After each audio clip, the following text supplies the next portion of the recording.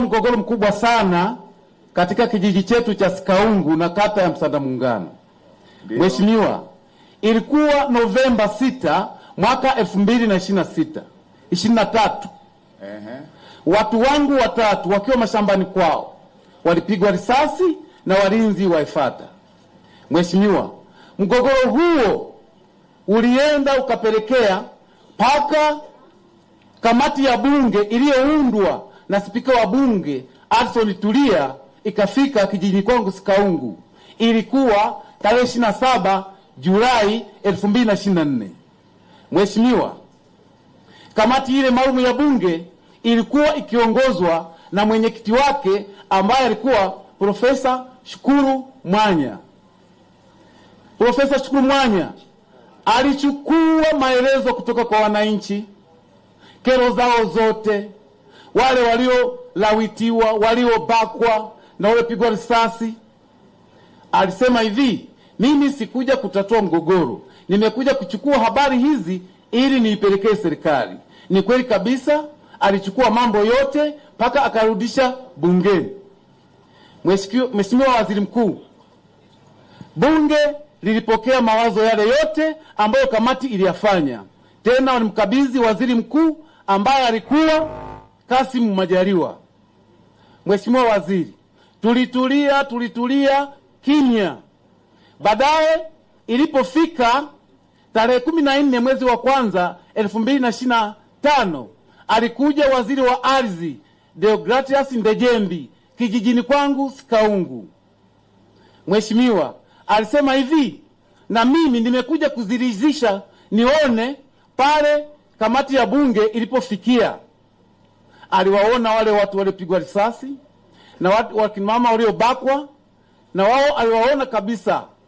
Mheshimiwa, alisema hivi, kuanzia sasa hii eneo ninasimamisha, hakuna mtu yeyote wa kulima, kwa sababu ndugu yetu wa Efata yeye alikuwa analima tena kwa nguvu kubwa sana na kwa vitisho. Yeye aliendelea kulima lakini alimsimamisha. Mheshimiwa Waziri, ninavyokuambia hivi sasa, nimetoka kutoka Sikaungu kuja hapa, nimeacha trekta zimeingia tena kwa fujo kubwa sana, ziko 4-5 wanalima. Mheshimiwa, sasa ikiwa waziri alisimamisha na kesi bado haijatatuliwa, huyu anapata nguvu wapi? Mheshimiwa, angalieni kwenye wizara ya ardhi, kuna madudu makubwa sana. Sikaungu tunaishi kama maskini, yaani hatujalima, poli liko tu. Mheshimiwa, kuna mgogoro mwingine tena kati ya wananchi na gereza la Moro.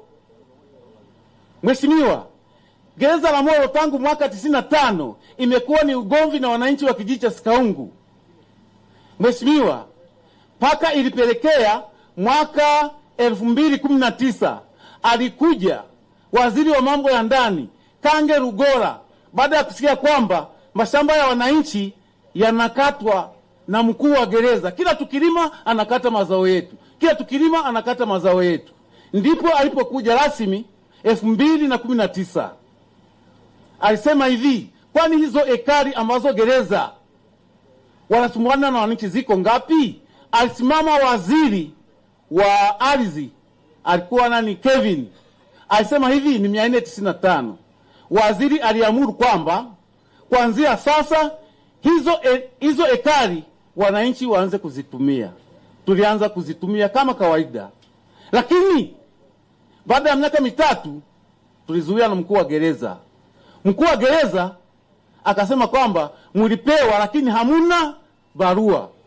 Tumefuatilia mpaka Dodoma, hiyo barua hakuna. Mpaka wapi na wapi, hiyo barua hakuna. Mheshimiwa Waziri, sasa kama tumepewa, yani barua tu, wananchi wa Sikaungu waende kuteswa na njaa. Mheshimiwa Waziri, tuonee huruma kupitia Mama Samia, tuonee huruma sisi wanyonge. Mheshimiwa Waziri, unavyoniona hapa, nimefuatana na watu waliojeruhiwa kwa risasi. Naomba waje mbele yako uwaone. Naomba waliopigwa na risasi, Mheshimiwa, uwaone kama jinsi Ndejembi aliwaona na kamati ya bunge aliwaona, na wewe uwaone. Na mpaka sasa risasi kwa mtu mmoja bado ziko kichwani.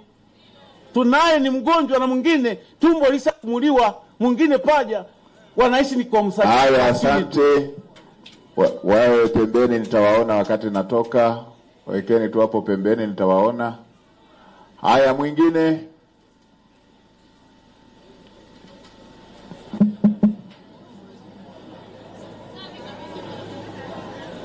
Asante.